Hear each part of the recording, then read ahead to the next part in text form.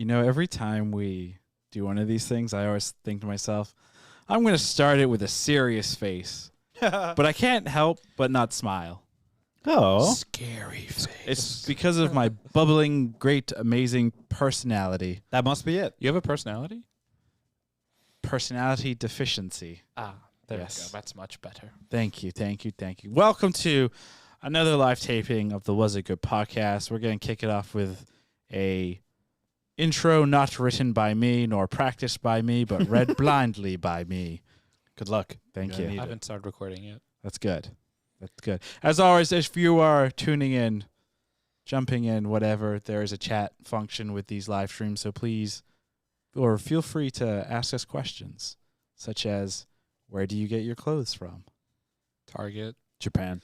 Akihabara, Tokyo. You just take trips to Japan just to buy clothes. It's a good idea. Because I go to Japan so infrequently, I try to keep on to these clothes for as long as possible. Smart. Because, you know, some of us can't travel to Japan. Yeah. I don't think any of us can tell. Yeah, I don't think we can technically. I think the country has locked out Yeah. foreigners. I believe. We don't want to. they're We don't want to isolate our non-United States listeners and viewers. We are specifically talking about us self-centered Americans that cannot travel to Japan.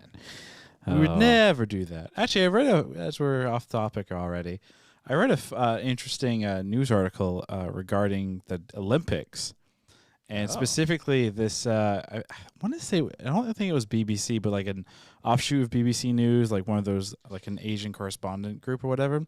Basically, ran a survey of a bunch of individuals within Tokyo and then around Japan in general, and obviously, what was fascinating is about 70% of the individuals that they kind of contacted and discussed and chatted with do not want the Olympics to happen. They believe that it's a bad idea for the Japanese health and stability of the country going forward.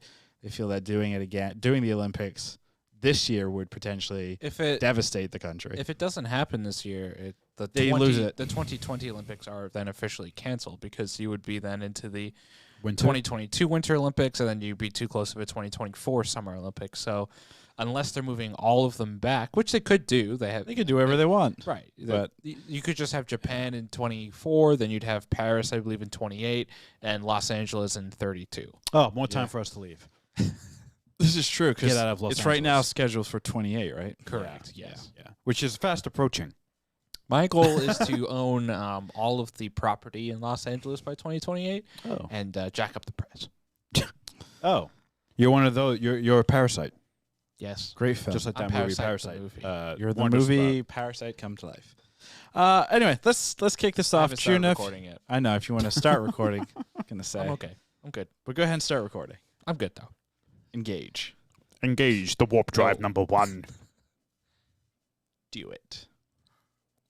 Do it. Just give it a buffer. Let's Poopy give it. a few hours. Real quick. Fascinating tech observation. So last week, remember, we stopped down and then we started back up on the record. Kept as one file. Kept it as on one timeline. It just had because it does it in real time. So if it's just a gap, and then it has it on the same timeline in the ATEM Oh, that's awesome. software. Really cool stuff. Why is What are you talking that about? then? Oh, is that because we obviously turned the device off? Well, we didn't turn it off. We stopped the record. No, but what I'm saying is, like, why is it then you don't just get one giant timeline for all of our podcasts that we've done? And I'm assuming it's because we physically turned the device off. Correct. Or stop the live stream. That's cool though. Correct. Yeah. That's and very then cool. it's really cool. It actually has it's really easy to cut within the ATEM software because it has the angles. So I could just pull up the angle and then stretch the video out, and if I didn't do it very well in the live, I could easily change it because it has the cuts in there. It's not like just one individual video file. It's just each file cut already on the timeline. Right, but you could easily replace it with something else. Yep. Like, let's say for some reason Christian violently threw up. I could just cut to your angle easily Yeah. or put something on top of it. I love that. This is a giant ad for you are ATEM. both giant nerds. No, I like technology. I'm very curious. Real quick, You're a nerd. it's CES this week. Oh, yeah. Wait, is it really? It's CES this week. Obviously, it's all virtual. I'm very excited to see what Black Magic comes out. with in terms of new products. Was Black Magic That was a again? weird pause you had. You're like, I'm really excited for what Black Magic comes out with. Yeah. What is Black Magic? It's a company. It's the company that actually makes our switcher, the ATEM Oh. Mini ISO Pro. Why couldn't we get Red Magic? Also, Arjuna, I want this as a social clip because I want to tag Black Magic to be like, yo, give Give me us some more free shit. That's fine. We are recording on this. So Oh, it brilliant. actually works out really well. Wow. Good for us. Anyway, let's do the Wow. podcast Fuck me. and not talk about toys. Here we go. Welcome to Was It Good? I'm your host, Ravi, and I'm joined by my two brothers, Christian and Arjuna. Tonight, we're going to talk about Gerard Butler's latest blockbuster, Greenland, and the latest episode of Attack on Titan. I must warn you, due to the extreme nature of these two pieces of art, beware of side effects while listening to this podcast, including but not limited to spontaneous combustion, punching a building, becoming a badass, bad breath, balding, bad batch, bad news, etc. Parental guidance is advised. You really missed out on dropping our old Bad company name tacos. there, Bad Tacos. No, why would I? No. Okay. We've been told by a number of different individuals in marketing and advertisement to Our like model is incredible. just like stop talking about bad tacos because it will confuse people. I love see, you guys, I was doing our job right there by not mentioning it, and now you've gone and ruined the whole thing. But you've also gone off our brand to confuse our audience. What do you mean? That is our brand. Our brand is confusion. I thought it was We Get Millennials. Exactly. Confusion. Speaking of confusion, Greenland, an amazing Gerard Butler piece. Let's start real quick. Amazing, huh? Amazing. One word impressions. Ooh. Let's do it really, really quick though. I didn't put that in the outline. I know you didn't. I just want you to come up with it Now I right have to write it down. right in the moment. Here we go. Yeah. Christian, Greenland, Gerard Butler's latest blockbuster. What is your one word impression? Go. Fiddlesticks. I didn't have any time to prepare this word, but fiddlesticks is my one-word impression. Why? I don't know, but it seems appropriate, and we'll probably get into why later. Fiddlestick. Fiddlesticks. Interesting. Arjun, do you have one? If not, I've got one. I do. I have one. Let's hear it. Krishna. Krishna. Interesting. Specifically Wait, that's because me. I remember Krishna making fun of the little boy at the beginning of the movie, and then we found out that the little boy was diabetic, and Krishna's like, "Oh, I feel bad now." That was that stood out. That stood out as a moment from the movie.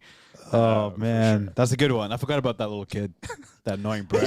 That was the main character in the movie. Yeah, I forgot about him. That's how stupid he was. My one word impression is going to be real. You dragged that out too, like real.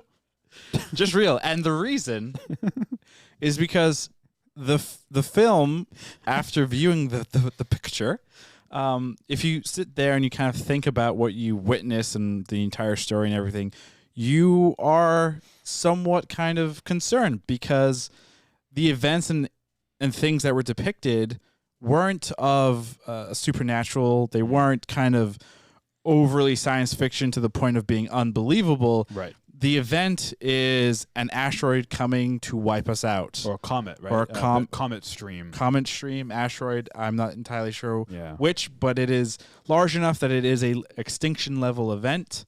And unfortunately, the world is going to end. Yeah. And what we witness and see and what the main character, Gerard Butler, and his family have to go through felt very real in terms of if tonight, tomorrow, we get a national broadcast emergency stating, hey, an asteroid's coming and y'all fucked. Yeah. I'm pretty sure the things that we witness in the movie would really happen here. Yeah. And that is why I would say the movie was real. Yeah. Would you say it's real Krishna Fiddlesticks? 'Cause Yes. that's our sentence.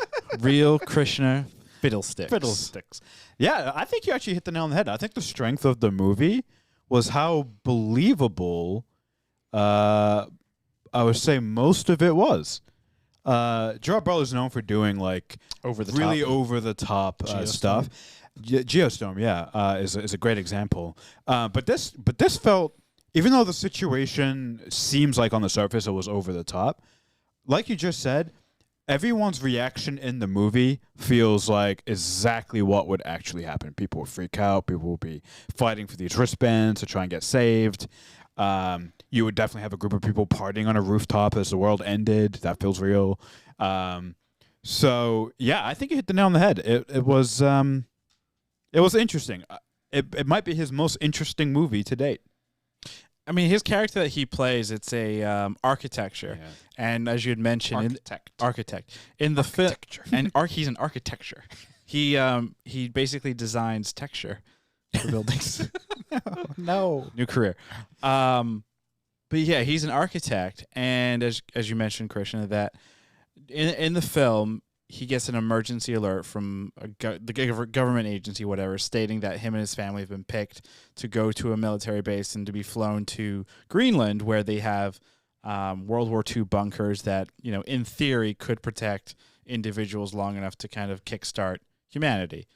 And because he's an architect, he's obviously picked. And him as this character, we don't realize all of his flaws, obviously, until towards the end of the movie. His biggest flaw being that, he unfortunately cheats on his wife. And why I bring this up, and I think it's interesting, a lot of other movies would kind of throw that right at the beginning, as opposed to making us kind of figure out what's going on, because this event is happening. This is the big main issue, right? And everything else kind of is in addition to that. But I think it also lends to his character in the sense of, he's fighting for his family, even though he has done wrong. He's done wrong, but he's trying to still show them that they are the most important thing to him, which is, again, another thing that feels kind of real, as opposed to like this character that, gets to save the world. Yeah, exactly. Instead of saving the world, how is Gerard Butler going to save the world with his architecture? How is he going to do it? And it never happened, and that was refreshing. Did anyone think when he first got the notification, like I rolled and was like, "Oh, cool, he's ex-military or some bullshit"? Did anyone else think that? No, I think that was part of. I think it's almost like they played into the idea that Gerard Butler always saves the world, right? And they kind of played with your expectations with the actor and his usual character, where it's almost like, okay, now this architect is gonna. Ted Mosby, architect, is going to save the world with engineering. Yeah, and it was nice that they did not do that. I do question when you think in movie, right, about logical things, like why the government also played the message on the TV. Like it was an interesting choice. Well, I think also because they need to alert the individual, right? Yeah. I always have my phone with me because I'm strange like that. But like Arjun, you don't always have your phone with you. Right. Chances are, if you're not with your phone, you may be in front of another screen. Sure. So by broadcasting it on everything, I would have loved to play the game of what weird screen could they have put that message on, like on your smart fridge, on your smart microwave, on your smart toilet, on that weird, security camera that you didn't know about, or Alexa, smart bathroom mirrors, smart bathroom, yeah. Sorry, I shouldn't have done that. Alexa, shut up. Point. But yeah, smart home assistants too. Like I would have thought that you would have had like every single smart connected device in the household just go off all at once. Yeah. And be like, yo, get the fuck out of there. But the government clearly didn't think through the panic and the corruption of certain people, of individuals knowing that like, oh, I'm going to try and take your basically golden ticket to save humanity. Yeah, golden ticket. I think, though, I guess to play devil's advocate on that situation, I guess they don't really have any time to make things orderly. It's like the panic comes the next day? Well, they had they allegedly had time to pick people somehow. That's true. That's a good point. It's a good point. I mean, I don't know. The government, I think it's interesting that we're in a pandemic currently. The current administration, made sure to remove certain government agencies and plans to kind of protect us as people from pandemics, like have an emergency plan. So, I would wonder in this Gerard Butler Greenland world, what is the state of that government? Are they prepared for situations like this? Like, I would genuinely be interested. Is there a contingency plan for an asteroid killer to come to Earth currently? Like, is there a plan in place? Doubt it. I mean, based on everything that we've seen currently, we weren't ready for. If we're not ready for a pandemic, there's no way we're ready. No way a chance we're ready for anything asteroid. Else. Yeah. I would imagine like the NBA has a better plan in place. Yes. Absolutely. Absolutely. Of course the millionaires and the billionaires have a better plan than governments do. Do you think, what movie was it? I think is it 2012? So remember back in 2010, there was this belief that 2012 was the end of the world. 2012 was going to be the end of the world because all the planets aligned and the gravitational pull will. That's like when the Mayan calendar ended. Yeah, and the Mayan calendar ended. And there's this, it's John Cusack, I believe? Cusack. John Cusack's in there, a whole bunch of other great actors. But basically, the premise of that one is the world ends. They build giant Noah arcs, and they have billionaires are the ones that fund it. Do you think in the real world, do you think like once you reach billionaire status, there's like some secret organization that you pay X amount of money, and they're just contingency plans like asteroid, aliens, this country invading this country, ice caps melting, giant forest fires, pandemics? Do you think there's why not? a plan? Yeah, why not? These I feel like rich people have so much control over everyone else's lives anyway. For sure. In terms of like the corporations, but then also the influence they have on government itself. Yeah, absolutely. They probably have like dinner parties every Sunday, and they get together and they talk about their contingency plans. Well, right. It's a dystopian view, right? The idea that the rich control and need the poor, right, in the circle. The Snowpiercer does an excellent example of why the rich need the poor to maintain their ecosystem. You can't have a high class if there's no low class. Right. So I'm sure they're. I don't know if it's well organized to the fact that they have dinner parties and they're like, yes, and they twirl their mustaches and then the poor people. If you want to go real dystopian, they have Hunger Game level events where they just take people and put them in fight to the death. So, some would argue that's what COVID was started by Bill Gates. So. There you go. Bill. To put the microchips inside us. To put the microchips and control population. Oh, so smart. when you compare, I want to ask kind of two more questions around the movie. We're going to get into a quick little power ranking of Gerard Butler films, but when you compare this to other end-of-the-world movies, obviously I mentioned 2012, there's Independence Day, there's The Day After Tomorrow, there's a whole bunch. There's Knowing with Nicolas Cage. Oh, there's yeah. So real quick, Knowing, this movie reminded me the most of Knowing because it's a little bit similar in terms of like this. I think it's like an asteroid or something like that, and it's coming and it's going to kill everyone.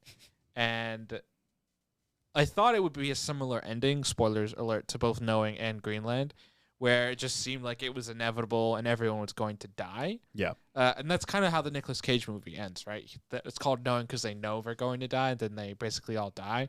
However, there is the weird added twist that there are aliens that save their children for that movie. Oh, that sounds fun. I got to check that out. It's Nicolas Cage. Yeah. Nicolas Cage Nicolas Cage does die. He does die? Yes. Oh. But his child lives on. Well, that's fine then. A piece of yourself lives on. Therefore, you didn't really die. So that movie on IMDb, Knowing, got 6.2 and Greenland got 6.4. Wow, there you go. So sounds about right. Interesting. Yeah. Where do you rank this? Like, I guess do each of you know what your all-time favorite end of the world movie is? Easy for me. Yep. Independence Day. Independence Day is the creme de la creme of the end of the world movies. It's the movie that always comes up for me as the best. It's the true 90s blockbuster, Like, I think when I think 90s, like, Independence Day is probably one of those movies I think about and really identify with that time. And I don't think there's nothing in my mind that's close to that type of movie. Like, that movie has a special personal place. This one to me is kind of probably slightly above average. It has a slightly different take, I think, than what we're used to. It's not necessarily the typical end of the world porn that like Roland Emmerich loves to show, where cities get wiped out, the tsunami. Yeah, and like they just show the mass destruction. They really didn't lean into that very much, which I kind of liked. That it wasn't just about like the sheer mass. It wasn't the glory shots everywhere. Yeah, and this more than most of the end of the world movies was a very personal story, right? A lot of those end of the world movies are big ensembles. You have multiple stories around the entire world about all these different people. This movie's just about this family. It's very, very personal. It's very much a family story set to a end of the world movie, right? It's not necessarily an end of the world movie with different stories in it. I would say this is definitely better than The Happening. Oh God, everything's better than happening. What's happening? How many times can we say happening? Shut up, Mark Wahlberg. But that is, you guys did that. The Happening is considered an end of the world type movie. yeah. And I'm not sure. Granted, it's terrible and very, very silly. I think the best end of the world movie. Yeah. Right? I think Independence Day is certainly 1 or 2, but the other 1 or 2 is going to be Signs. Signs is a great end of the Signs world is definitely a great one. Yeah. Here's one. Godzilla. Any of the Godzilla movies technically could be end of the world. This movies. is I the don't end. know. This is an end of the world movie. That's a great movie. Pacific Fantastic Rim movie. is another one. That's a good one. Yeah, I mean, Idris Elba has that badass Actually, speech. I kind of want. Let's dig into that real quick. Let's dig in more to Signs versus Greenland, because I think they have two very similar important things, which is their personal stories about a family, while this big event is occurring. Out of the two of them, granted, we've only seen Greenland once. Signs, we love it so much we remade it. You'll never ever see that. Which would you, gut feeling wise, which one do you feel like does a better job of really kind of encapsulating the world's ending? A couple things: the world's ending, the family, and then what the future, the world being changed and different. I would say that Greenland does the first and the third one better, right? In terms of showing that the world is ending and what the future is, because you see a lot of the physical change to the world that they're in. You see some of the imagery on the news. Again, it's not in your face, but you see some of it. Some of it happens to them. Versus Signs, where most of it is on the farm in this small area. They see a tiny bit on the news. That they do encounter some aliens. But Signs is the better personal story, I would say, because I think they really, M. Night really dug into the themes of like what that family was going through, the loss, the main characters. Like there's just an overall theme there, versus like the through line, as you mentioned before, for Gerard Butler's character was, being there for his family, which was fine. I did think it was the strongest throughout the movie, and I thought it, I thought the way the movie was set up, like he was supposed to die, like that was how the I got seemed that like idea. the way it was going, and then he didn't even get close to dying. You know what I'm saying? Like the closest I think was The fight. Well, I think it was I think we all laughed that this part was when he has to get on the plane to go over, up to Greenland. Yeah. And it's obviously a small charter plane, so that's weight is a concern there. And the pilot asks Gerard Butler, "How much do you weigh?" 180. Okay, 185. All right, 210. It's just going up. Best part of the movie. I think Signs is definitely better for 2 words. Joaquin Phoenix. Yeah, his performance is so legendary. And Mel Gibson. You really have to and say. some guy named Mel Gibson. It was wasn't that the last movie he did right before Passion of the Christ? maybe. I don't know. I'm not gonna lie here. Like, I don't really follow or never really followed Mel Gibson that well. So I did up until Signs. I mean, Passion of the Christ. Mel Gibson has some incredible blockbusters. They're not all end of the world, but good lord, that guy had The Patriot, Braveheart. Could you consider those end of the world? The British are coming. I mean, Yeah, their world is changing. Their world is changing. Yeah. Granted, it's obviously limited in scope. Braveheart. It's the end of it was Scotland. Yeah, Scotland. Couldn't you say then most rom-coms are end of the world, right? It's the end of the relationship. They're end of their relationship. It's the end of their. We're getting way romantic too world. broad. We are very, very, very, very broad. Very, very broad. Sounds bad. Because Attack on then- Titan is also an end of the world show. I mean, then we could argue Transformers for fuck's sake. Yes. Yeah. Yes. Yeah. End of Cybertron. Yeah. Yeah. Why does it have to be about Earthlings? It's true. That's true, I guess. Star Wars. The Marvel end of, Cinematic Universe. Star Wars. End of good movies. Actually, Avengers. The first Avengers is the end of the world movie. Star Wars: A New Hope. Alderaan literally is destroyed. No, I'm not. We cannot include Star Wars as a whole galaxy. Far Their away. world is a galaxy. The galaxy never comes close to being destroyed. It is called Star Wars. There's always a war at the center of each trilogy that could decide the fate of the galaxy, the end of the galaxy. No, it's just changing. It's like changing administrations. And we got back on the Star Wars bandwagon. Of course. Anyway, Gerard Butler was obviously the main reason we picked this movie. Yes. We have a weird tradition in this household where when there's a new Gerard Butler film, we will always try and go and see it in theaters. Fortunately, we obviously could not do that this year due to recent events. So we made sure to watch Gerard Butler, but we have seen a slew of Gerard Butler films. 3. I mean, but there's been others that we've each seen independently. I actually rewatched Geostorm last night, which is another classic film of. It's great. What? Basically, it's incredible. It's the best. Better. It's the best bad movie of our time. What about Triple Frontier? No, this is Triple Frontier is great because it's straight to Netflix, right? We paid money to go see Geostorm in theaters, and it did not disappoint. So a little background: Ravi has this weird fascination with Gerard Butler. Yeah, and we were trying to make his birthday tradition go seeing a Gerard Butler movie in theaters. Hold on. Wow! Wow! Didn't mean to laugh. And I think we did it 2 consecutive years. It was Geostorm and then Hunter Killer. Yeah. And then I don't think a movie came out the year after. No, it did not. And then COVID. Yes. Went to Correct. Japan. We were in Japan the next year, and then COVID hit. Yeah. Gerard Butler sadly did not make an appearance in Japan. He was busy. He did not. Yeah. So what I want to know from you guys, what are your top 3 Gerard Butler films? Should we go like 3, 2, 1, like count it down? Yeah, of course. We'll go 3, 2, 1. Does anyone have it actually listed out? And I think I can go. All right, so number 3 for me, it's actually going to be Greenland. I think this movie is easily top 5 Gerard Butler movies because Gerard Butler, by definition, makes bad blockbuster movies. And this one, You could just say bad movies. That's no, because he makes good movies too. What good movies he made? Besides 300. 300 is not good. It's not a good Exactly. movie. That's but we'll point. I don't know. Okay, don't put me on the spot. Number 2 is 300. Whoa, the whoa. reason 300 is number 2 is that it is a couple reasons. One, it's a quintessential Zack Snyder movie.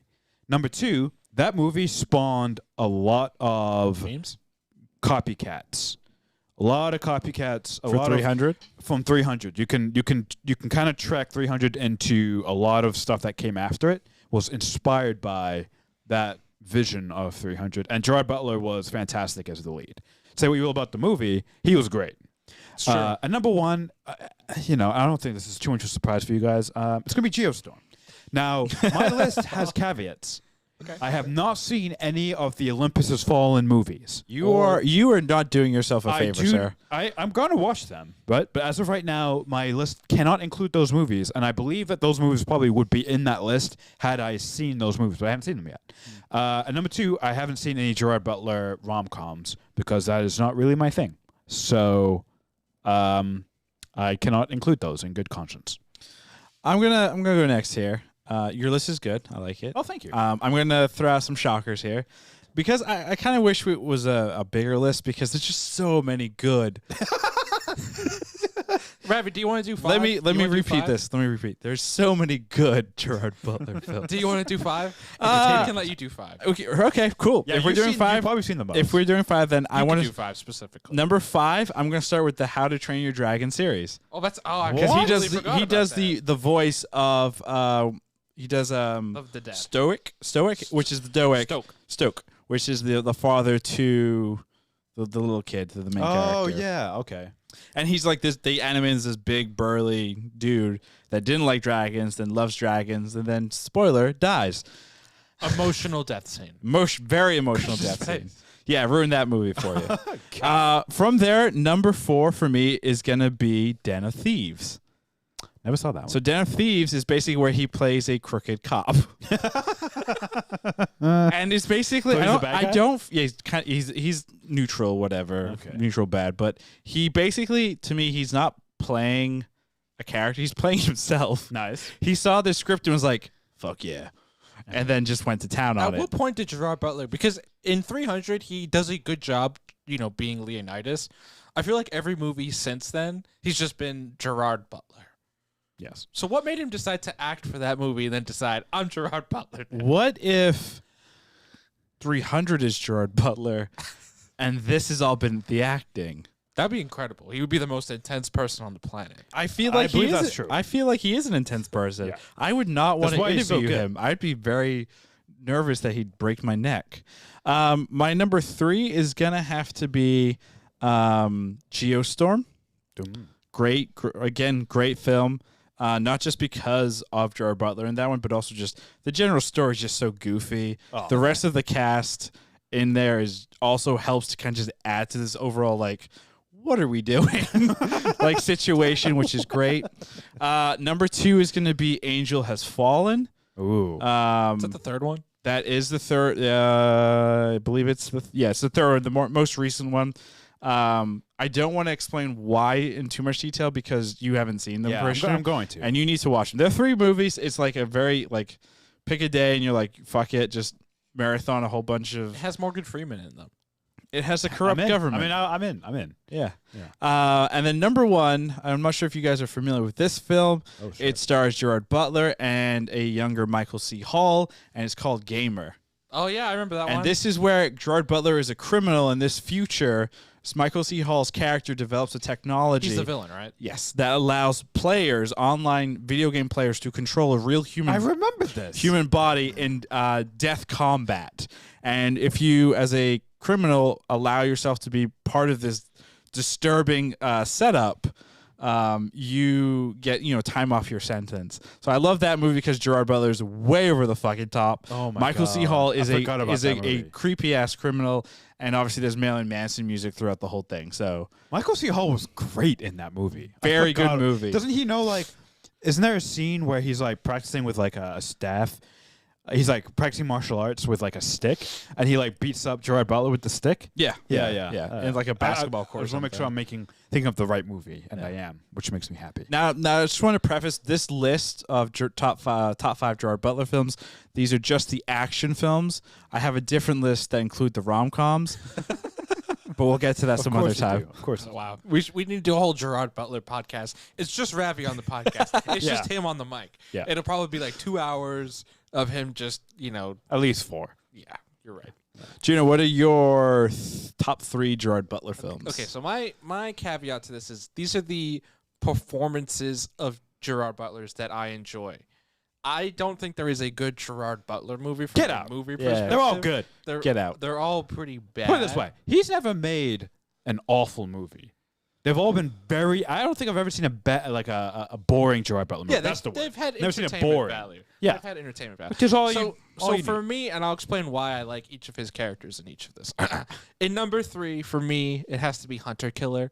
Wow. He plays this like really. First of all, that movie's ridiculous because it starts with him hunting, and then he becomes this sub captain, and he has all these stupid one-liners where he's like, "If I have to explain myself, we're not gonna make it." It's just like it's ridiculous, and it's just funny because it's terrible. Number 2, I was surprised neither of you guys referenced this movie. Was Law Abiding Citizen with Jamie Foxx. I actually never saw that. I've wanted to. I heard it was great. That's probably the closest we approach to a passable movie grade, I would say. On But his they're all filmography. passable. No. But I actually like that because it's a little different. He is the villain, but you actually have sympathy for his character, right? His character's family was like brutally murdered, and then the DA's convict office. gets off, and Yeah. Jamie Foxx is the protagonist. He's the antagonist, but you definitely see his side, even though like what he does is extreme and wrong. But it's just an interesting take, and I enjoyed that. I thought he actually gave a good performance in that. And then number 1 has to be 300. Like he is. Wow. He is, in terms of just the performance, like he is Leonidas. He really, like, that's what got him on the map. That was a really great performance by him. And it's just it's still hard not to see Leonidas 15 years later now. Wow, this is the 15-year anniversary of 300, 2021. And we're going to get Justice League Extended Edition as a reward. Yeah. Wow. Fuck Yeah. me. But yeah, those would be my top 3 because those are the performances I would say of his that I enjoy the most. Yeah, I can't knock it. That's a good list. So going back to Greenland, I think it's time to ask that question. Oh, hell yeah. Krishna, was the color green with the land, Greenland, good? Yes, it was. It was good. I liked the very human elements in the movie.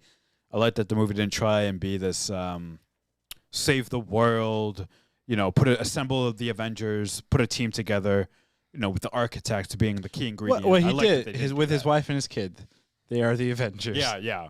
The team up in this movie was losing the family so they could team back up again. I really liked it. Strong performances all the way around. Did you like the kid? The kid. Hey, Christian, what are your thoughts on the kid? Arjuna was Greenland. Or was it Greenland? Greenland. Greenland. Greenland. Was Greenland good? No, it was not good. Get out. I hate you. It wasn't a good movie. It was a good movie. It wasn't a good movie. I hate you. Wow. That's You know what? I take it back. Arjuna, I'm not asking you. Ravi, I think we can wrap up the pod. I think we got everything we need to know. Ravi, was Greenland good?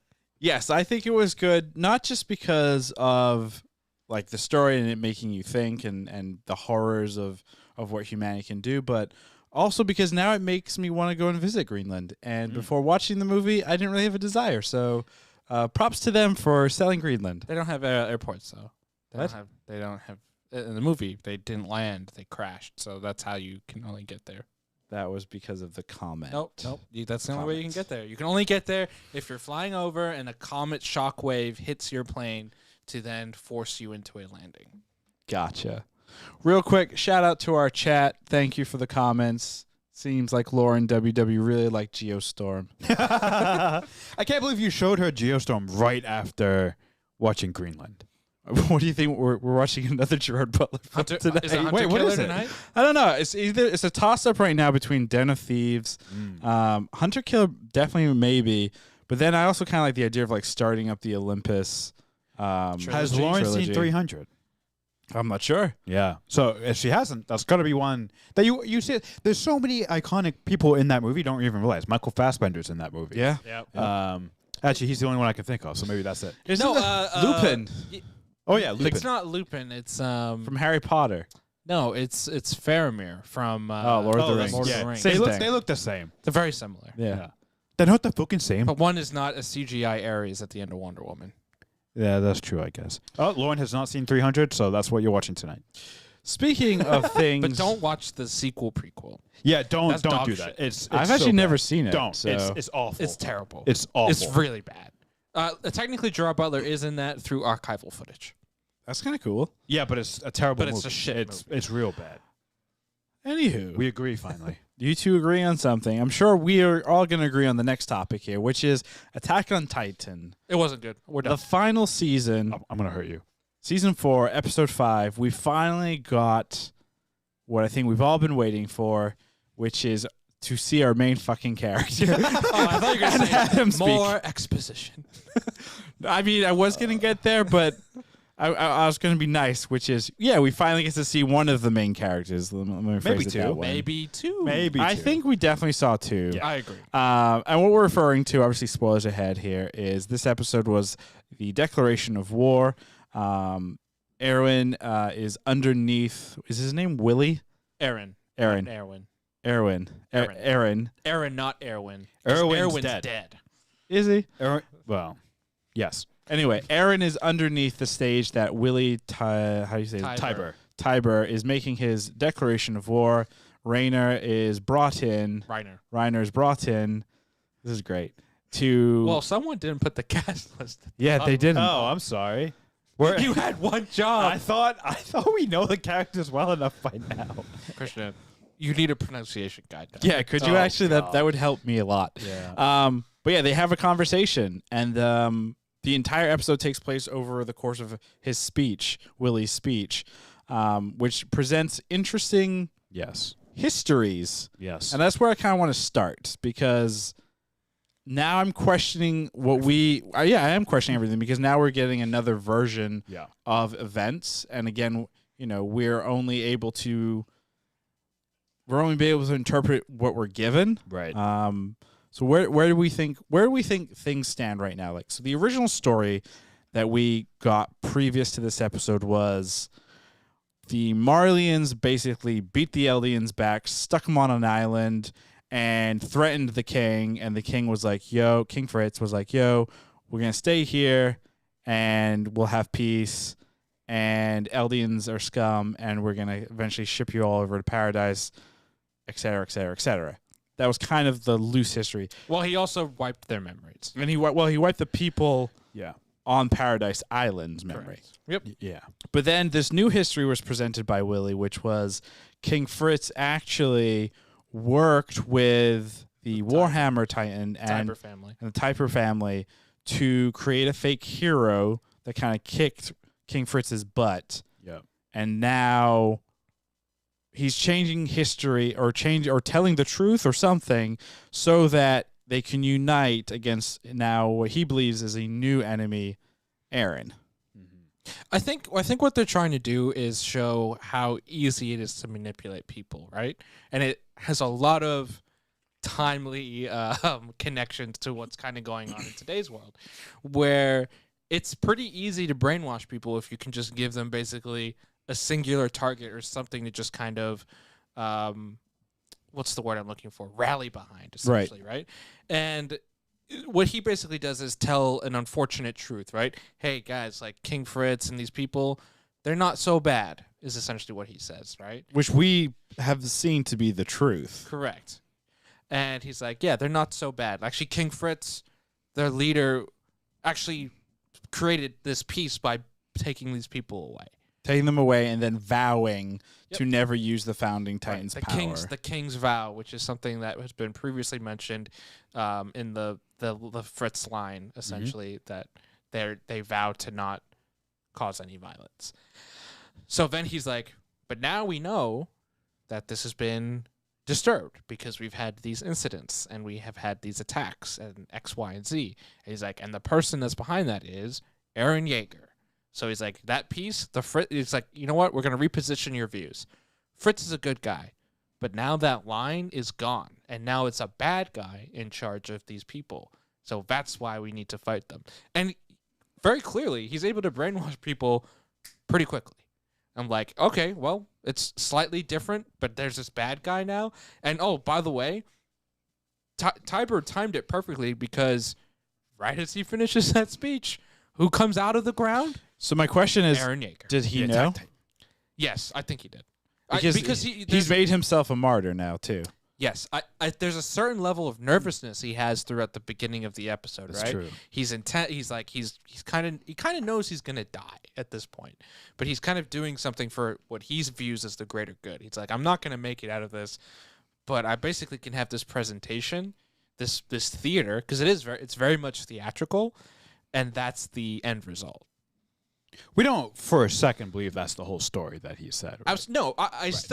I still think like each version of the history we've gotten, like everything has some truth, a lot of lies, and there's some type of medium. You know what I'm saying? If I had to guess, I think the reason it's undeniable that the Fritz line, every time they eat their parent and they take on the King Fritz's powers, they get the King's. They maintain the status quo of keeping everyone ignorant on Paradise Island and not attacking across the sea, attacking Marley.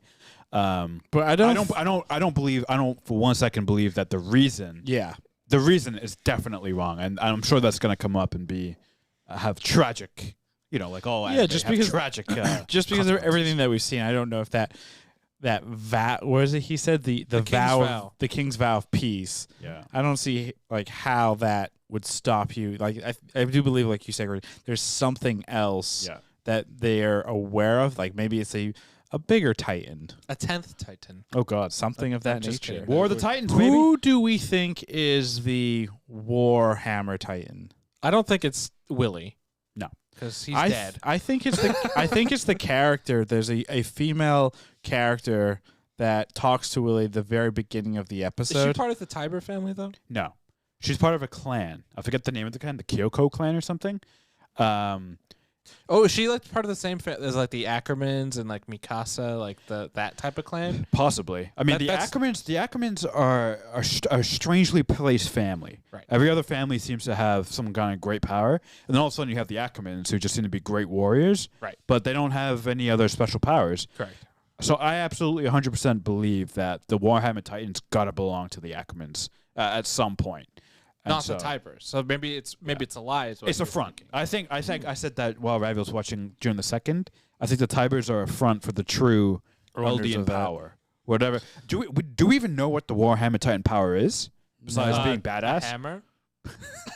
He could just go up and repair things, like put nails, like works with the We cart kind Titan. of saw it start building itself together in the preview for next week's episode. Oh right. So hopefully, knowing Attack on Titan, how this entire season has played out so far, we'll probably see it for 60 seconds at the very end of the episode. But then again, I think Exposition's over. Do you think this is the start? I think they did 5. I think excellent episodes of building up to 11 episodes of mayhem, absolute mayhem, with maybe a little break after the second third of the season. Well, right. Each of season's like normally 2 arcs, right? There's like a first arc and a second arc, and I think halfway. We assume, right, it's like 8 episodes for one arc, 8 episodes for the next arc, and then that's potentially it. I know that the final manga chapter is being published on April 21st, which I assume would be the conclusion of the final arc, which would be the back 8. So if this was episode 5, we essentially have 3 episodes left before our mid-season break for the second half, the back 8. So I would assume these next 3 episodes are all action. War. Hammer. How do we? Obviously, we were reintroduced to Aaron. It's been 4 years since we've seen him. Still a douche. No, he's not. Yes, he is. Yeah, but at least now he's a cool douche. Yeah, exactly. He's a cool douchebag. Screaming and being like, I can't do I think the thing anything." that stuck out the most is Yes. Reinar was like, "Hey, you were kind of you said what did he say? He said to Aaron. Aaron had said to Reinar that we will kill you and it'll make you suffer, etc., etc." He said when they're on the same side, Yeah. I'm going to kill every single one of them, Right. being the enemy. He's like, I'm going to kill every single one. And then And then Aaron Aaron says, replies. "Oh, I don't remember that." he's like, oh, yeah, I might have said that, I don't remember. but now I understand why. Yeah. we He's are the changed same. completely. Like, he is definitely anime always does a really good job when it comes to the characters doing time jumps and actually showing growth Yeah. and change in a character. Long hair. Long hair is a great thing. Actually, you need to mention right now the biggest change in Aaron. His power. His mastery. Yeah, he's got a amazing level of control over his Titan power. He was able to basically keep himself half blind, I guess, potentially, and his leg removed until he was ready to, when he cut his hand, to start the process. And then even the process, he slowed it down to where, okay, yeah, let my leg regrow. Okay, I'll take your hand, shake it. And then he decided, okay, now I'm ready.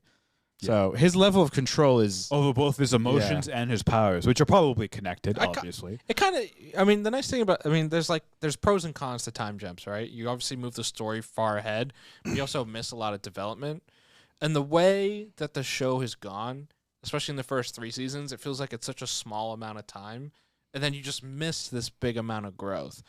And I kind of wish we had seen some of that growth a little bit more, just because I don't think it's like necessarily a crazy leap from where we last saw him, but obviously some things have happened that we missed. And maybe that's, a follow-up manga or, spin-offs Or they'll spend an episode after the doing halfway, flashbacks. doing a flashback, and he'll explain to Reiner. Did you all notice his eyes when he started transforming? Who's Aaron's? Yes. No. became Cyclops. His eyes glowed similar to how Reese, who had the Founding Titans power, his eyes when he had it, when he became, Oh, they're like purple, right? they're like blue, and then they had kind of like cracks a little bit in them, which is like a signal that they have access to the Founding Titan power. So does that mean he's touching a royal?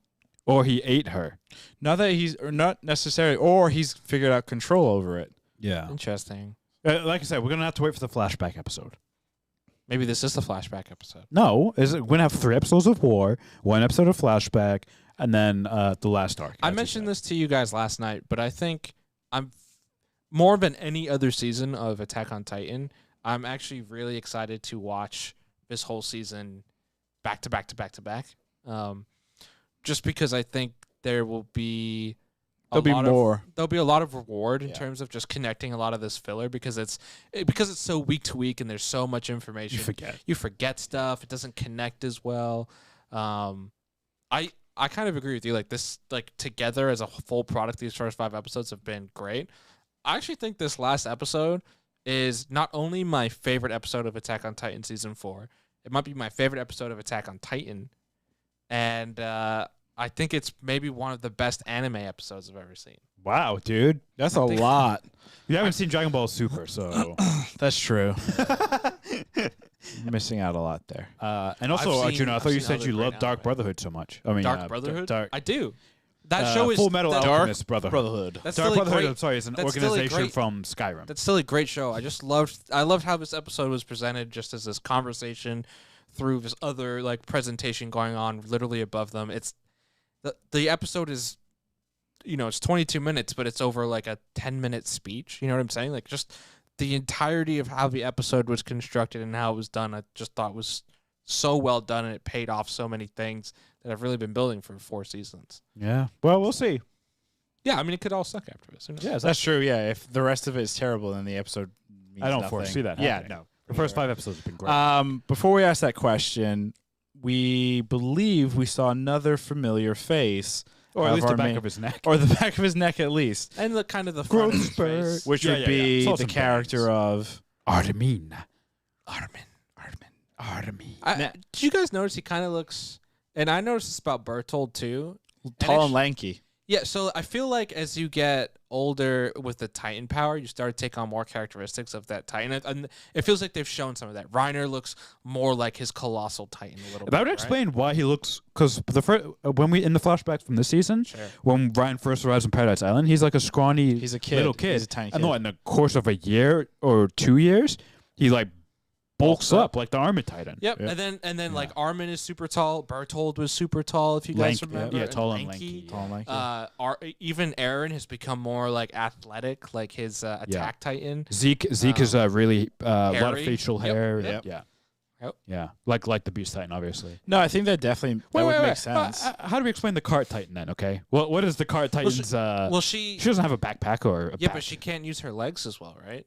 That's kind of part of the thing. Like she has. She to does use- spend some time, remember, in the That's previous episode where she's on all right. fours, essentially. She's like it's more comfortable. Yeah.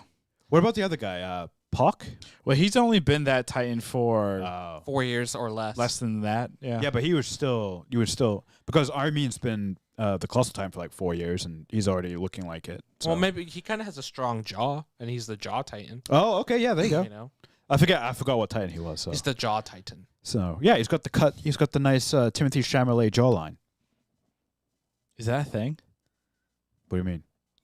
Like, people say that? Have you seen his jaw?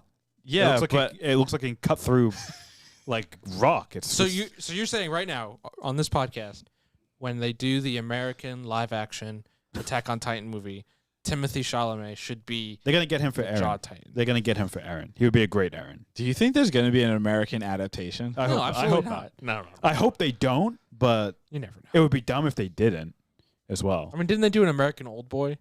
Yes. And it was awful, It right? was Josh really, Brolin? Really not good. I never saw it, and I don't want to. Well, it was supposed to be Will Smith originally. Oh In God! fact. Oh no! That would have been bizarre. No! Arjuna, was Attack on Titan Declaration of War Season 4 Episode 5 good?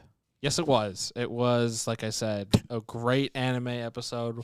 One of the greats of all The time. best you've ever seen. One of the best I've ever seen. Absolutely. I think your words 10 minutes ago were it's the best episode. It's of the anime boat. I've ever seen. The best of all time. It's the the boat? goat or The boat. The boat. No, the greatest? The best? The greatest. Best It's the of all best. time. That's interesting. Krishna, was it good?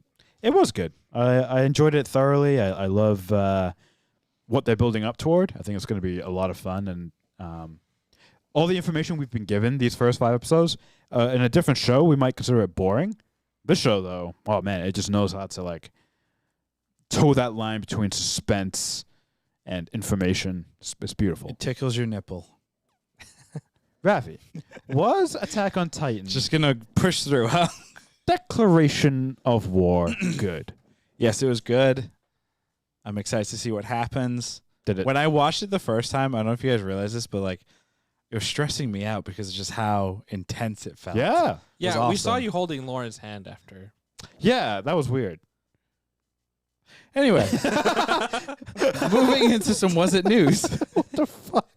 See, speaking of what the fucking surprise, there's going to be a surprise actor for the new Disney Plus Marvel series WandaVision. All right, so real quick, we obviously don't know who it is. No, we have no idea. This is full speculation. And this is a Paul Bettany of what he has been saying, right? Correct. This is a Paul Bettany special. I have a conspiracy theory. We have to go around as well and say at the end, say the actor that we most want to be the surprise actor. Yeah, we have to do that. Okay.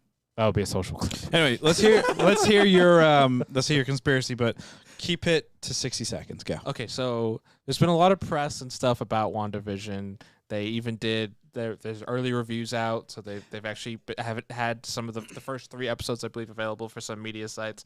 Something that Disney Plus has not done with The Mandalorian and some of their other shows. I have a theory that WandaVision's going to suck. And I think Paul Bettany now doing interviews and saying, there's a surprise actor, come watch the show, is a red flag in my mind that they're very worried that this show is not going to perform well, and they're trying to get as many people on the bandwagon now. I have a reverse conspiracy theory, Krishna. Arjuna is using you and I as a psychology experiment. We are his guinea pigs. He wants to see if he can change our perception of WandaVision before it comes out by highlighting certain things that he's seeing and reading in media. And he's secretly building a case for this, and he's going to put it out on the internet. He's going to submit it to Harvard. Probably. What? That's my theory. So I don't know. So I'm very kind of like I've been purposely taking all of this news and information with just grains of salt. Yes. Well, I mean, honestly, I love that theory. Me too.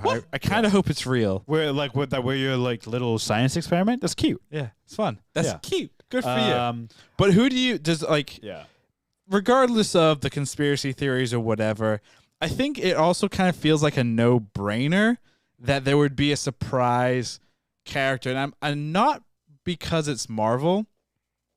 This is going to sound weird, but because it's Disney Plus, and Disney Plus has kind of laid this weird foundation with the start of The Mandalorian, where we are a week-to-week thing, but we are more high production, and we're also connecting these larger universes.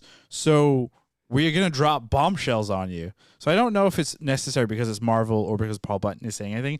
This to me just feels kind of like, yeah, of course, I expect to see somebody in there, whether it's a Hawkeye. I think the thing that would annoy the hell out of me if it was Hawkeye is if Iron Man showed up. What I mean by that, even if it's like Robert Downey Jr. or Iron Man shows up and it's like it's not real, it's a flashback or a projection, that would just annoy the hell out of me because what's the point? Well, what's the point? This is the House of M arc that they're doing, so there is multiverse. So I would say there's a high theory. What if it's Xavier? Which version? The new one. Oh, James McAvoy? No. Like a whole new version. Oh, well. And it's like, this is how we're going to get, this is our first look at the X-Men. Essentially. Wanda is part of the X-Men. Like, that is definitely a part of it. We do have a comment here, a suggestion from Sahara Not Sarah. She says, The Rock needs to be the surprise actor or Vin Diesel. Vin Diesel is the voice of Groot. Oh. But we've never seen real Vin Diesel, so. I have a, are we going to get into our who we think the actor is going to be? I think it's who we want. I'm going to go complete left field. I'm going to say Disney loves their synergy. This show is doing stuff about like television and the sitcom. Samuel Jackson. It's going to be Mark Hamill. It's going to be The Mandalorian. What? They're going to have the Mandalorian briefly appear. That's why Paul Bettany said surprise actor, right? They're going to have like the Mandalorian appear briefly somehow as they're like going through different television sitcoms. The Mandalorian by and large is the face of Disney Plus. Disney Plus streaming is like the next iteration of television. It kind of makes sense. It does make sense. Like, we actually just reviewed Death to 2020, which is a Netflix show, and there's so many mentions of Netflix in that show, in that documentary. That actually makes a lot of sense, and I mean, yeah, I could see that. It's a fun Easter egg. It would be fun. Yeah. Or baby, or the child, or the child shows up. It's gonna be Baby Yoda, aka Grogu, aka the child. I think it's gonna be Tom Cruise, and here's why. Because why not? Ravi, who do you think? It's going to be Scarlett Johansson. She is dead as the Black Widow. So there we go. Well, it's not really a surprise. It's more just to make everyone cry. I was hoping you were going to be like, it's gonna be me. No, Britney Spears. Why not? Yeah, why not? Yeah, Britney Spears. That's who I'm going with. Britney Spears. I like it. Oh, boy. Speaking of MCU and things that don't know when they're going to end or start, no one knows when Phase 4 ends for the MCU. We're in And- Phase 4? And Kevin Feige refuses to confirm what the end film / Disney Plus show is for Phase 4. Good. That just He makes shouldn't. he doesn't have to do shit. Yeah.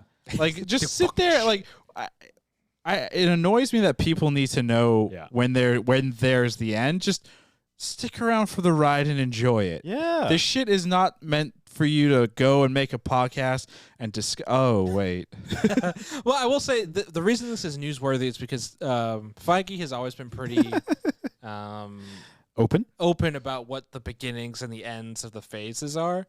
So I think the speculation here is it's going to be something that hasn't been announced yet, essentially. Maybe X-Men or officially like Fantastic Four, or maybe it's X-Men versus the Fantastic Four, or maybe it's Ant-Man, Mandalorian. Ant-Man 5. Or Deadpool 3. Real quick, back on our previous news piece here, I was just corrected. Yes. It's Gonna Be Me is actually an NSYNC song, Yeah. not a Britney Spears My song. bad. Didn't as she well. date Justin? Justin? Yeah, there you go. Timberlake? Yeah, boom. Synergy. Maybe we connected it's, it all. It's about me. It's gonna be me. It's probably about Justin Timberlake's relationship with Britney Spears. Yeah, he was going to be the one that dated Britney Spears. And he did, and then she dumped him. Wow. I mean, Speaking of makes things that were sense. dumped, Deadpool 3, it's going to be rated R, and it's not dumped. It's part of the MCU. Yup. Makes sense. No surprise, I don't think. it kind of is. A lot Big of people, surprise because it was rated R. Yes, but it's one of the most successful Marvel properties. Why would they get rid of it? I know it's Well, rated R. no, there was no. They were always going to make it. Mhm. The question was it going to be part of the MCU continuity line? Mhm. Especially because tonally, they're all PG-13 movies. It is rated Yeah, R. do it. You know, it's Wait, there's different. never been a PG Marvel movie. Has there? No, I don't think so. Maybe they're all I PG-13. think they're all PG-13. Maybe Ant-Man. I mean, that's the great thing about Marvel. You could do whatever the fuck you want. Let's be honest. I mean, yes and no. Like they've certainly built themselves some parameters. Like they're not going to make an end of the world movie. They already have. Yeah, you're right. It's Avengers. Iron Man 2. Also Iron Man 2. You're right. And Iron Man 3. It's the end of Tony's world as it gets destroyed by Oh, my God, stop. that guy. Yeah. I think it makes sense. It's good. I'd like to see, at least one more Deadpool. Sounds good to me. Yeah. Speaking of one last time, God. Gal Gadot, her time as Oh. Wonder Woman, is that coming to an end? See, now that's surprising. What is this? What is this news? So there was a quote from Gal Gadot saying, this is, I think, right as or right before the third Wonder Woman movie was confirmed. And she's like, yeah, it'd be a nice way to tie up the character, essentially. Kind of a big deal there. she's following. She saw Ben Affleck and is like, wow, he's gonna be free soon. I'm gonna follow. Well, here's the question, though. The two current Wonder Woman films, so Wonder Woman and then Wonder Woman 1984, they're prequel films. Obviously, they take place before the amazing events of Justice League and Batman v Superman. Batman v Superman and The all that. amazing So events. it is very possible that Wonder Woman 3, the one that Patty Jenkins is working on, could be another prequel type film that takes place maybe in 2005. I believe the idea for the third movie is present day. Well, then that could. All right, I don't know that. I really don't know. Then yeah, it's over. We're done. Wonder Woman is gone. Pack it in. It's interesting that I'm sure Warner Brothers doesn't like that idea because clearly Gal Gadot and Wonder Woman is a big moneymaker for them. So I would think they want to do more with her. What's not clear is her time as Wonder Woman done, or is the time of the solo Wonder Woman movie over for now, right? Like, for example, Tony Starker's Iron Man was in 3 Iron Man movies, and then he was in a shit ton of Marvel movies, right? As a mentor, as an antagonist, as, the co-leads for the Avenger movies. Was that what, are they going to try and do more of that now with Wonder Woman, especially with the quote-unquote reset coming with Flashpoint? I mean, it's right. There's been some rumors like she would appear in that movie because she's obviously a part of that storyline. It's smart to do it that way because, I mean, look at what Marvel did, right? So they had the 3 Iron Man films. Robert Downey Jr. Iron Man became such a household name, you attached him and that character to every other Marvel product or Marvel film in order to get people excited and interested. I think with Gal Gadot as Wonder Woman, she has become kind of that equivalent. So if you're looking to say, hey, we need to work on our Cyborg franchise, I know that's in itself is a joke because of all the issues that are going on right now. But like, let's say you wanted to build that up, then you would make sure Wonder Woman or Gal Gadot is all over that marketing because she has become kind of that face, right? And I think that works as well because Ben Affleck is gone. You've got Michael Keaton coming back as some kind of Batman, so that's going to take a while to build up. Henry Cavill as Superman didn't really click, the way that like other. Robbie, you said Man of Steel was your favorite DCU movie. Sure, no, definitely. But like when you're looking at these actors and actresses and them being attached to like various superhero films and then being faces of these big franchises, Gal Gadot as Wonder Woman to me is the same as like Iron Man and Robert Downey Jr. Yeah. It just works. It makes sense. Right. I think also the idea of like, it seems like there's this unwritten code in superhero movies that you don't do more than 3. Right, with the same like as a solo superhero character, the only one that's really breaking that is going to be Thor, the fourth Thor movie. Right, there's only 3 Iron Mans. But isn't going to be a different Thor? Correct, Natalie Portman, but Chris Hemsworth is still in it. Right, but yeah, exactly. So it almost feels like there's this unwritten rule or like this like marketing fatigue or something where it's like, well, we don't really want to push ourselves beyond a trilogy of solo movies with a character because fatigue. I'll bring up best example of this fatigue. Ben Stiller's character in Tropic Thunder had I don't know how many versions of that end of the world fake movie. It was like 8, 9 of them. And then the last one is like it got cold. Is different. those movies are great. It was like 7. What was it? Like I think it was 5 or 6. Yeah, 5, 6, and then the 7th one was coming out. And then he came back, but what you didn't think is it would get cold. He's like carrying around like twin babies. Yeah, weird it's weird idea. Anyway, I think that's gonna do it for us here, guys. Another one in the bag, as they say, whatever the hell that means. Yeah. As always, you can find us on our website, wasitgood.info. We update that site regularly with new episodes, pictures of us looking pretty. And personal blogs from Krishna about his time on the toilet. Wait, really? Yes, that's starting today. Now. And as always, we're also on social. You can find us on Twitter at Was It Good, on Instagram, Was It Good BTM. And as always, Monday and Fridays, we stream this pod live on Twitch at twitch.tv/wasitgood. It's a lot to remember. Someone should write this down for me. You want me to add it to the bottom of the outline? No, because I like to freestyle it. Goodbye. But not your intro? No, not my intro. We have to give you something to do. We have stopped the records. We are still streaming. Social clips. I've written down quite a few. I love the idea. I love the idea of a social clip for when we were talking about in Greenland, all the different ways that the government could have got the message through, and then you end the clip with me going, Alexa. And then be like, Alexa, shut up. That's actually a good idea. Yeah, if you just end that, that's a good clip. All the ways the government could have communicated. Like TV, like for fridges, microwaves, bathroom mirrors. I thought that would have been fun. The other ones I had was the one-word impression for Greenland. This was fun. Yes. Especially because you're like fiddlestick. Yes. Yes. And then I did the Butler rankings. I think that could be like a fun YouTube. Yeah. Or like IGTV. Agreed. Like how we ranked those. Agreed. And then I also put actor to appear in WandaVision. Cool. That it's we're getting people subscribing to our newsletter. We have a newsletter? Yeah, so on our website, there's an area that says newsletter, and you can put an email address in. Nice. And we've been getting a couple, so I don't know if we need to start doing a newsletter. I mean, I could do a newsletter. Do you want to? Yeah, you should. Yeah, but it could just be a recap at the end of the week. Would it just be something that appears in an email? Yeah, that's what. Yeah, we got to design it and make it and all that, but because I don't think a recap. We'll talk about this offline, but why? Let our fans know what we're thinking. What do you, as the fans, want in terms of a newsletter? Yeah, I was thinking. Do you want seductive pictures of Christian on the toilet? Nope, you don't want that. Do you want recipes of drunk food to make when you are sober at 8 in the that morning? is good. You want to give value. You want to give value to the newsletter. I think a good way to do it would be, recapping what we've done, teasing what's coming ahead. I personally think a newsletter, it could be an interesting question that we want to pose to our people, an interesting conundrum, and then you can get people like debating it. Did you really want the Black Magic software as a social? No, that's fine. Do it. I mean, I can. We're not big. No, that would just look silly. Yeah, Juna, for don't us. do it. You know I can hear you. But Juna, don't do it today, or just save it. Save it. You're weird.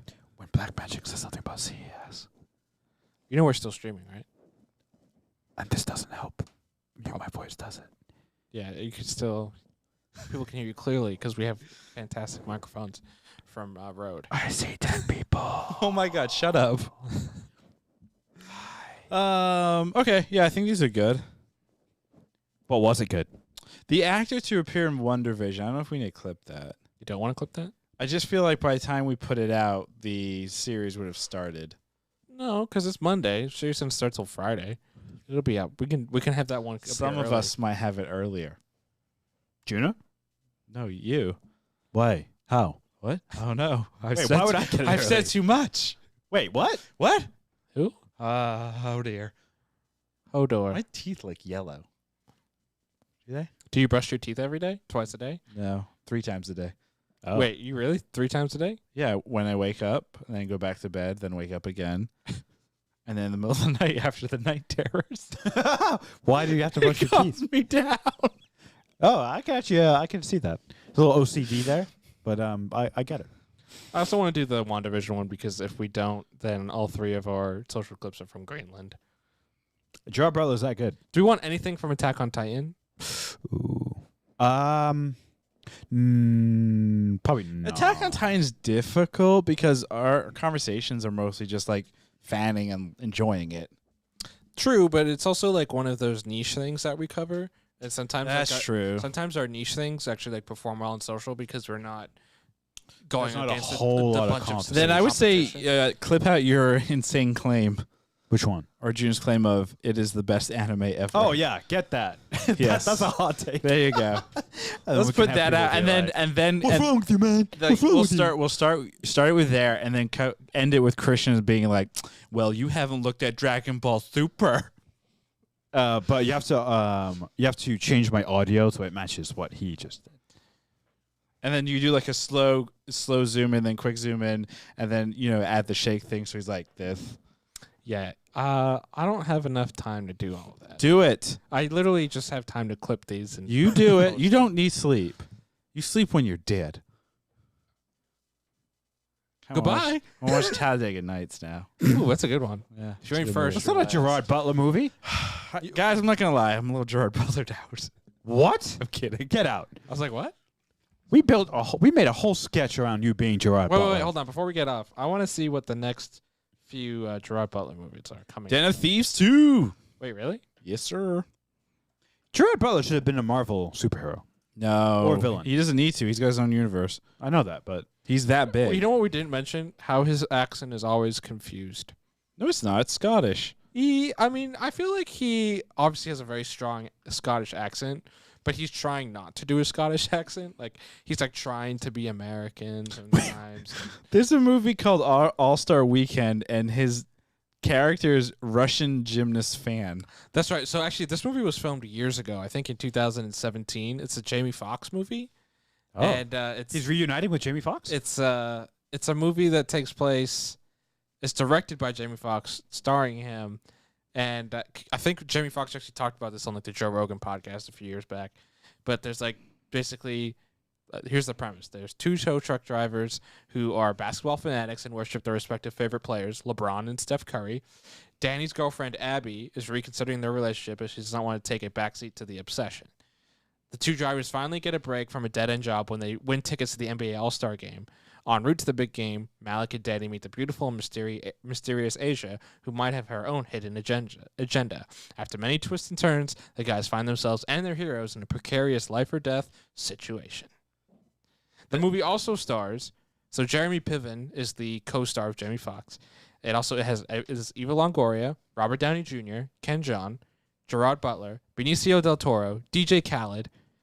Is this a comedy? This is a comedy. Okay, cool. Tom Cruise? Floyd Mayweather Jr. What? Snoop Dogg. It does not have. It has people playing LeBron and Steph Curry. It does not have LeBron. or Steph Curry. That makes it even better. I gotta see this. Oh. He's also going to be in this animated movie called Naya Legend of the Golden Dolphin. It's an animated action film. He plays King Kula. He's also going to be a voice actor in an animated TV series called Ark: Survival Evolved. Is that based off the game? Correct. Wow. I'm sorry, it's called Ark: The Animated Series, based off of Ark: Survival Evolved, the 2017 action adventure survival video game. He has a niche. Anyway, that's going to do it for us, guys. Thank you for tuning in. Yeah. We'll catch you all later. Goodbye. Bye.